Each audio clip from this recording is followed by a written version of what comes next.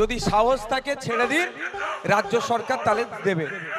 নওশাদ সিদ্দিকীদের যদি সত্যি মানুষের দাবি নিয়ে লড়াই করতে চাও, যে অত্যাচার অমিত শাহ বাংলার মানুষের উপর, মুর্শিদাবাদ মালদার উপর করেছে, যদি ন্যূনতম মনুষ্যত্ববোধ হৃদয়ে থাকে, আগে অমিত শাহর সিকিউরিটি তোমরা ফিরিয়ে দেবে। 24 ঘন্টার মধ্যে রাজ্য দরকার হলে তোমাদের নিরাপত্তা দেবে। আমার চ্যালেঞ্জ, যদি ক্ষমতা থাকে করে দেখাও। তো শুনে জানটা একদম ঠান্ডা হয়ে গেল, তাই না? কত উদার মানসিকতার কথা বলেছে। এই ধরনের রাজনীতিবিদ হওয়া দরকার, তাই না? আমিও চাই এই ধরনের পরিণত পরিপক্ক রাজনীতিবিদ পশ্চিমবাংলায় বেশি বেশি আসুক।